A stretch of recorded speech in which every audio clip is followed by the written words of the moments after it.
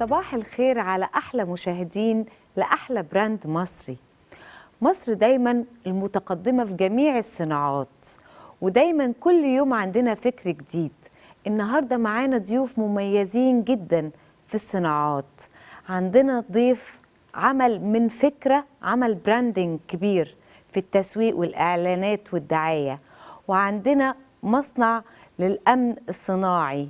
خليكم معانا، هتشوفوا معانا فقرات جميلة.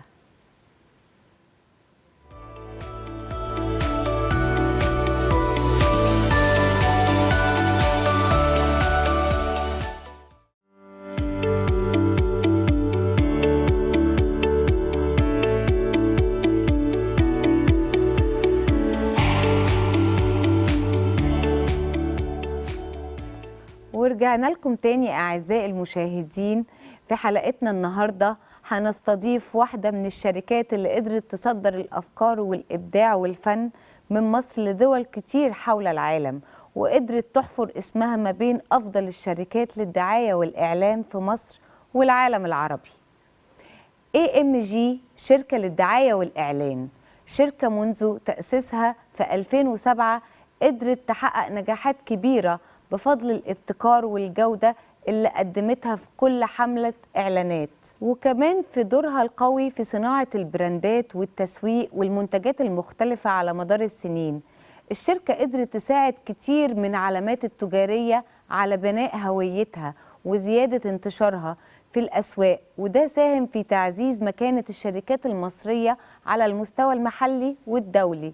النهاردة هنستضيف المؤسس والرئيس التنفيذي لشركة AMG، وهنسمع منه عن التحديات اللي واجهها في البداية، وإزاي قدر يحول رؤيته لشركة ناجحة بيقدم خدماتها لكبرى الشركات في مصر وخارجها. استعدوا للرحلة ملهمة نتعرف فيها على قصة نجاح حقيقية، وإزاي ساهمت شركة AMG في رفع اسم مصر في مجال الدعاية والإعلان وصناعة البراندات. تابعونا معانا كل أسبوع قصة نجاح وحكاية جديدة مع براند مصري. يسعدنا ويشرفنا النهاردة إن احنا نقابل باشمهندس أحمد مجدي، رئيس التنفيذي لشركة AMG. أهلا وسهلا بحضرتك. أهلا بيك يا فندم. عايزين نعرف بقى حكاية الدعاية والإعلان والتسويق بدأت مع حضرتك من إمتى؟ والله هي بدأت معايا طبعا من زمان. أنا خريج كلية الفنون الجميلة، وإحنا في الكلية درسنا فنون كتير، ولما خرجت لسوق العمل وجدت إن مجال الدعاية والإعلان هو المجال الجامع الشامل لكل الفنون اللي فيه ممكن تلاقي التأليف والرسم والتلحين، كل المجالات، شامل كل المجالات، كل مجالات الفنون طبعا، ولكن طبعا بشكل موجه، ذات رسالة، فن ذو رسالة، يعني لازم يحقق غرض معين من خلال أهداف معينة العميل بيكون محتاجها، ولازم تقدمي الفن بتاعك ده في هذا الإطار اللي يقدر يحقق له الأهداف دي. طبعا يا باشمهندس، حضرتك خريج فنون جميلة، ايه اللي دفعك ان انت تشتغل في التسويق والإعلان؟ زي ما قلت لحضرتك، هو مجال حبي للفن. أنا بحب مجال الفن ومجال الكوميونيكيشن اللي هو التواصل مع الناس.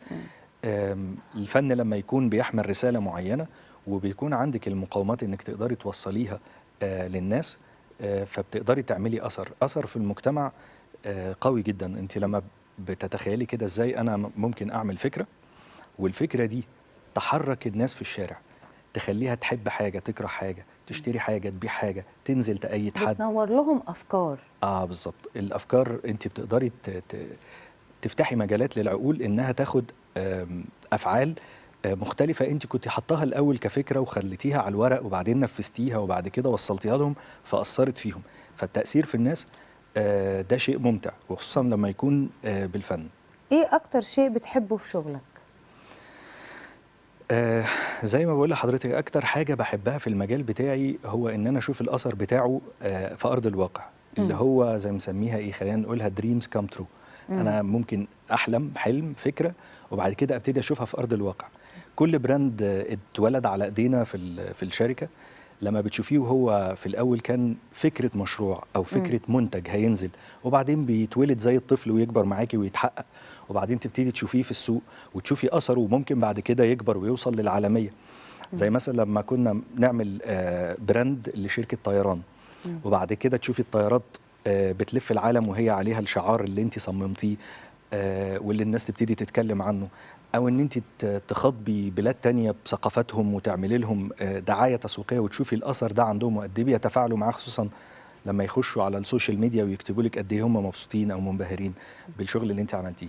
فخلينا نقول ان هي زي تلخيصا كده ازاي تحققي احلامك وتشوفي اثرها في الواقع على الناس. ده اكتر حاجه انا بحبها في المجال ده بتاعي. جميل جدا. هو فكره الدعايه والاعلان بيبقى فيها فكره ابداعيه. طبعا صح؟ طبعا. شركه AMG شركه متكامله للدعايه والاعلان. صحيح. ايه التكامل اللي محققاه الشركه؟ بصي، في شركات دعايه متخصصه اللي هو مثلا تبقى واخده قطاع معين من العملاء، وليكن مثلا القطاع العقاري فقط او القطاع الطبي، فده جزء مهم. احنا عندنا في تكامل في القطاعات اللي بنتناولها. صنف لي بقى التكامل ده. ما انا هقول لحضرتك في تكامل في القطاعات. يعني انا ممكن بنشتغل مع قطاعات مفتوحه من العملاء وقطاعات كبيره جدا من خدمات الدعايه. يعني احنا بنقسم الدعايه والاعلان لاجزاء. في ناس بيسموها يعني حاجات في الدعايه بيلو ذا لاين واباف ذا لاين. في شركات بتشتغل حاجات في التلفزيون، في الاوتدور، في الحملات الكبيره، وبتشتغل لحملات شركات تانية متخصصه في السوشيال ميديا، وسائل التواصل، او شغل البراندنج. الشركه عندنا بتقوم بكل الخدمات دي مع بعض، لان احنا نعتبر مجموعه اعلانيه مكونه من عده شركات. في شركات متخصصه في الدعايه، وشركات متخصصه في الانتاج الميديا كمان. يعني احنا بننتج كل شغل الميديا، سواء كان صوت او صوره او شغل ما بعد الانتاج، يعني اعمال المونتاج والجرافيكس والحاجات دي. فالعميل عندي لما بيخش هو بيبقى بنسميها وان ستوب شوب. هو دخل المكان اللي هيلاقي فيه كل اللي هو محتاج له من خدمات الدعايه والاعلان. من خلال خبرتك بقى الطويلة في الدعاية والإعلان، إيه التطورات اللي في الدعاية والإعلان اللي موجودة حاليا في مصر واللي بنقابلها، وإيه الأبديت اللي موجود في الدعاية والإعلان؟ طيب خلينا نتكلم على التطور. التطور أصبح دلوقتي رهيب جدا، مفيش حد مش لامس التطور اللي بيحصل على جميع الأصعدة وفي كل المجالات. لو خدناه في مجال الدعاية والإعلان هتلاقيه إن هو من أول ظهور بدايات الدعاية في الطباعة، وبعدين الجرايد، ثم التلفزيون، ثم الراديو. كان كل قفزة في التطور دي كانت بتحتاج سنين طويلة. أما في الفترة الأخيرة بقى مع انتشار الإنترنت وظهور مواقع التواصل والسوشيال ميديا، التطور بقى سريع جدا. زمان أنت كنتي بتوجهي الرسالة بشكل عام ومش عارفه مين اللي هتوصل له ومين اللي مش هتوصل له. يعني لما اعمل اعلان في التلفزيون هيشوفوا ال100 مليون مصري، لكن دلوقتي انا في السوشيال ميديا انا بوجهه لشخص بهويه انا محددها. انا عارف سنه، عارف دخله، عارف هواياته، عارف كل حاجه، فبوجهها له وبشوف اقدر اقيس تفاعله واقدر اوصل للنتائج بتاعه حملتي الاعلانيه بالارقام. ومن هنا احنا موضوع التواصل الاجتماعي عمل طفره كبيره وتطور كبير في مجال الدعايه، وبقى مجال الاستهداف. ان اكتر حاجه ان انا اعمل اوبتمايزيشن للبادجت بتاعتي، يعني الفلوس بتاعتي بوجهها بشكل سليم للعميل المستهدف. للعميل المستهدف بالظبط كده. فطبعا ده تطور ما كانش موجود قبل كده، وقدره على قياس بقى النجاح ده. يعني ازاي نقدر نقيس الحملات دي نجحت ولا لا. المعايير اللي بقت متاحه والتولز اللي بقت متاحه تحت ايدينا صح. غير زمان خالص. معايير التسويق اختلفت عن زمان بشكل كبير طبعا، بشكل كبير جدا. القواعد الاساسيه لا زالت ثابته، ولكن التولز اللي بقت، الادوات اللي بقت تحت ايدينا لان احنا نقدر ننفذ بيها القواعد دي هي اللي تطورت بشكل كبير قوي. حضرتك دلوقتي لو احنا بنتكلم على موضوع تليفوناتنا سمعانا، هتفتحي تلاقي الاعلان ظهر لك. دي حاجه فعلا انا بقابلها على الموضوع ده. دي حاجه احنا ما كناش نقدر نتخيلها. كل حاجه في حياتك اليوميه بقت بتدرس احتياجاتك، من اول التليفون للساعه لايميلاتك لادائك على السوشيال ميديا. كل ده الغرض منه انه يعمل لك توجيه للحاجات اللي انت فعلا بتحبيها. شركه AMG ايه اللي بيميزها عن الشركات الباقيه الموجوده؟ طيب هو طبعا مجال الدعايه بتاعنا انتشر جامد قوي، وبقى في شركات كتير جدا بتشتغل في مجال الدعايه. وناس كتير بتدعي فاليوز او قيم تقدر تديها للعميل بتاعها. فعلا ده حقيقي. خليني اقول لك ان احنا القاعده الاساسيه اللي ممكن تتكلمي بيها مع اي عميل الارقام. هو العميل عايز رقم في النهايه، هو عايز انا مستهدف ابيع قد كده. نحقق ايه؟ يعني العميل بيبقى مستني ان انت هتحقق له ايه بالارقام؟ طبعا. هو مثلا عنده قيمه معينه من المبيعات وعايز يزودها، عايز يزود عدد الرسائل اللي بتجيله، عايز يزود عدد المنتجات اللي بيبيعها. في النهايه البيزنس كله عباره عن ارقام. عايز يزود دخل، عايز يزود مبيعات.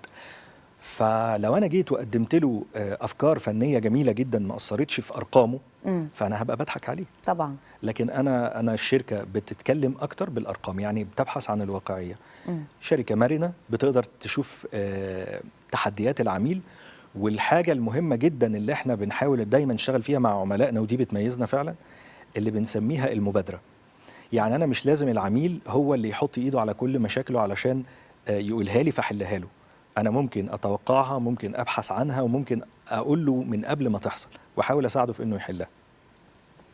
شركتكم قدرت تساعد شركات كتيرة وكبيرة عالمية في مصر إن هي توصل للانتشار. قدرتوا تعملوا ده إزاي؟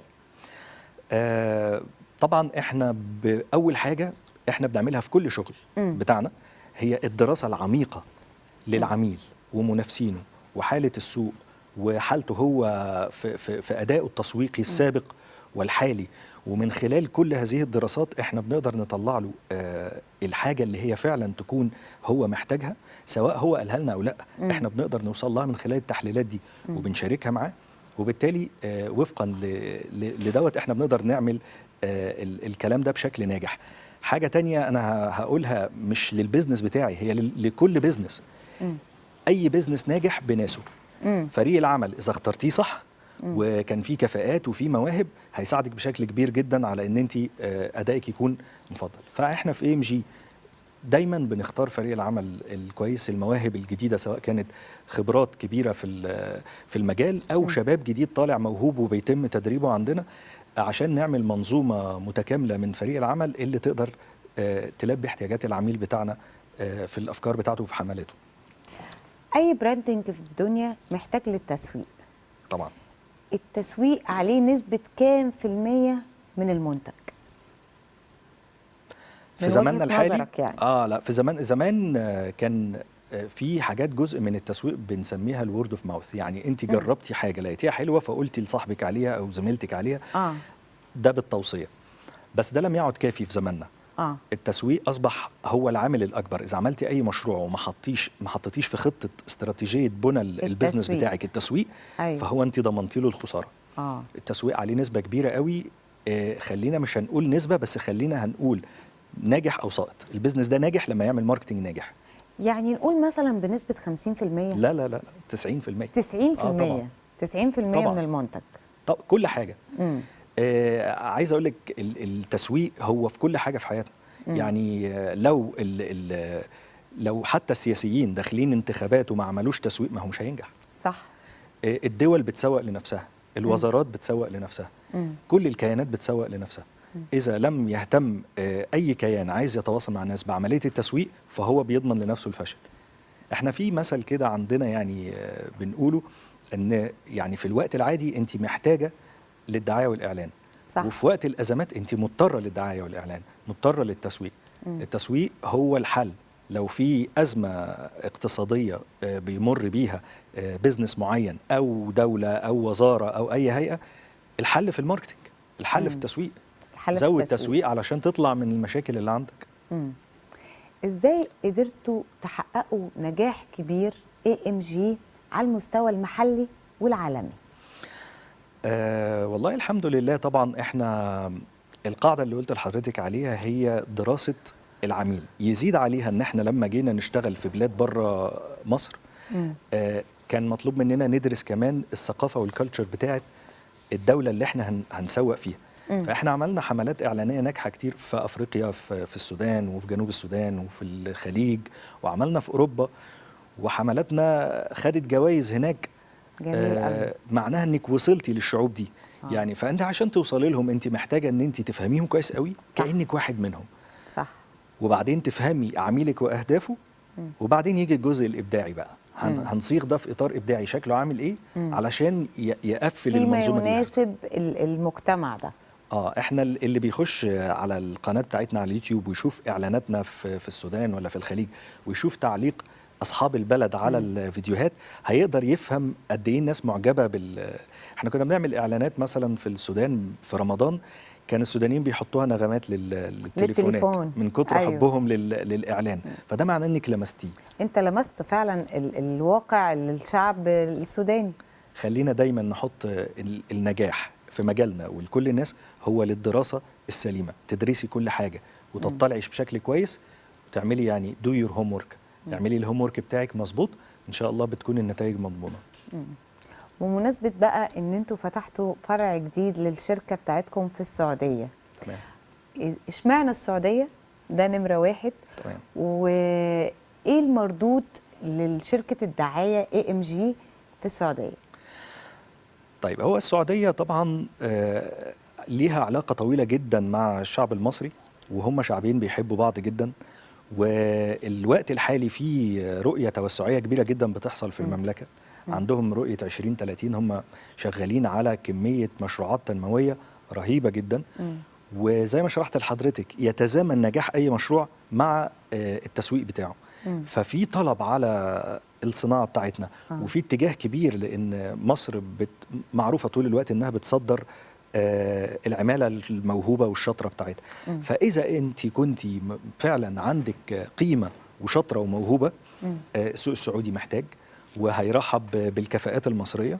وبالفعل احنا لما رحنا هناك وجدنا ان احنا السلعه بتاعتنا او الافكار بتاعتنا محل تقدير المجتمع هناك، وعملنا معاهم نجاحات سريعه الحمد لله. يعني الحمد لله. الذكاء الاصطناعي آه. وتأثيره على الدعاية والإعلان. تمام. هل يا ترى في فعلا وظائف هتقف بسبب الذكاء الاصطناعي، ولا بيستخدم الذكاء الاصطناعي للتوظيف للدعاية والإعلان؟ الموضوع ده مهم جدا. يعني وشاغل بال مش بس مجالنا، مجالات كتير جدا الذكاء الاصطناعي داخل بقوة شديدة جدا في هذا المجال. يمكن لفترة طويلة قوي الناس كانت متخيلة ان عمر ما الذكاء الاصطناعي هيقدر يضرب صناعة الفن، يعني مش فعلا هيقدر مش فعلا هيقدر يغني الفنانين يألف فعلا يلحن. خافوا من الموضوع. ولكن فوجئوا في السنوات الأخيرة بأن الذكاء الاصطناعي عنده قدرة انه يعمل ده. لو قلنا في وظائف هتقف، فهي الوظائف اللي مش هتقدر تفهم الذكاء الاصطناعي وتوظفه في شغلها. هو مش هيستبدلك على الأقل في الوقت الحالي، ولكن ممكن يبقى سلاح في إيدك تطوري بيه إمكانياتك بشكل كبير جدا، ويختصر معاكي وقت، وبالتالي يزود إنتاجية. الذكاء الاصطناعي دلوقتي بيقدر يكتب ويألف ويصمم صور ويصمم شعارات، دخل بشكل كبير في مجالنا. لكن هو مش قادر لحد دلوقتي يكون بديل للشخص الموهوب الشاطر. أما لو أصبح الذكاء الاصطناعي أداة في إيد الموهوب الشاطر، فهو يبقى أفضل من الاثنين. فخلينا نقول إن زمان كان بيعتبروا محو الأمية اللي ما بيعرفش يقرأ ويكتب، وبعدين خلوه اللي ما بيعرفش كمبيوتر. خلينا أنا هقول إن الفترة الجاية محو الأمية هيبقى للي ما بيعرفش يشتغل بالذكاء الاصطناعي في شغله. يا على التطور، دي حاجة جميلة طبعا. باشمهندس أحمد، مع الأسف وقتنا خلص، واستمتعت بالحديث مع حضرتك. أنا استمتعت أكتر. نرجع لكم تاني أعزائي المشاهدين بعد الفاصل.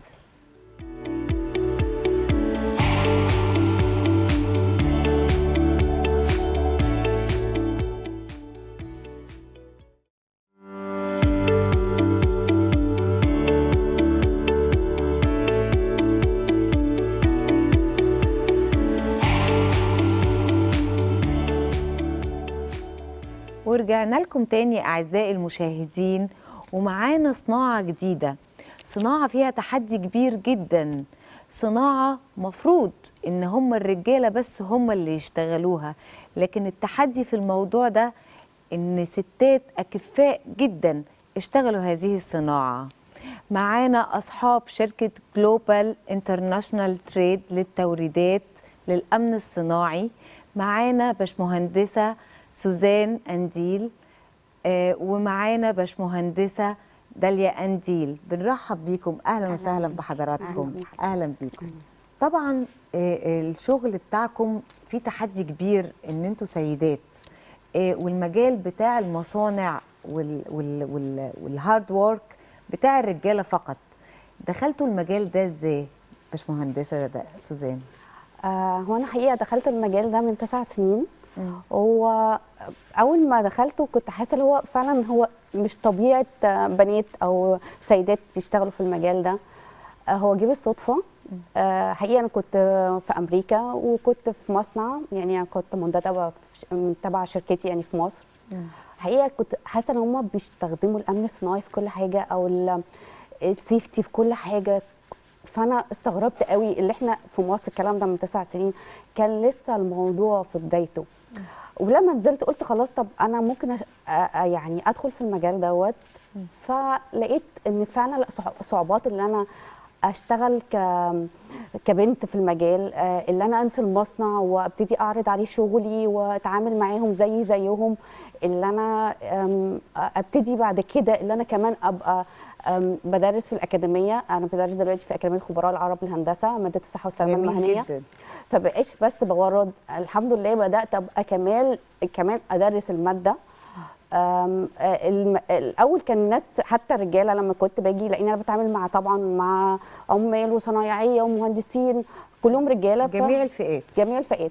ففي ساعات فئات بتبقى رافضه ان الست كمان هي اللي تبقى بتدرس لهم. فالموضوع كان فيه تحدي اللي انا اوصل كمان دلوقتي اللي انا بيجي لنا ناس، يعني انا بدي فرق كمان مش مصريين، بدي فرق من ليبيا والسودان، وبيجي لنا ناس من بره. يعني انا اخر فرقه لسه خلصانه امبارح كانت فرقه من ليبيا كانوا. فخلاص يعني اعتمدت كبنت اللي هي تدرب كمان الماده. فالحمد لله لا كان صعوبات كتير جدا جدا. باشمهندسه سوزان، ايه الصحه والسلامه المهنيه؟ احنا لو بصينا على الكلمه هنلاقيها صحه وسلامه. فالصحه دي بتاعتنا والسلامه بتاعت الناس او العمال اللي شغالين في قلب مصنع او في شركه، او حتى دلوقتي الموضوع بقى المفهوم متطور جدا، بقى كمان صحتنا وبقى الموضوع مش بس صحه وسلامه داخل شركات او مصانع. فهو ازاي بنحافظ على العمال او الصنايعيه او المهندسين او اي حد بيشتغل في داخل مصنع او منشاه على صحته وسلامته من المخاطر، من الحريق. يعني سيفتي من المخاطر، من الحريق، من اي خطر ممكن يتعرض ليه اي بني ادم حتى في بيتنا. يعني حتى دلوقتي احنا كمان بقول المفروض يعني حتى طفايات الحريق اللي بتبقى في العربيات المفروض كمان تبقى في بيتنا، لان احنا ده خطر جوه، في غاز، في زيت، في حاجات ممكن نتعرض ليها جوه البيوت. من ضمن الصحه والسلامه المهنيه اللي احنا كمان بنلبس العمال، بنلبسهم كل انواع السيفتي، من ضمنهم كمان اليونيفورم. اليونيفورم، البدل الحريق، الجلافز، كل الحاجات دي اللي هي الجوانتيات.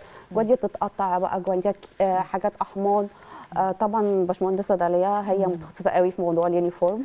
باشمهندسه داليا، كلميني عن اليونيفورم بانواعه كلها.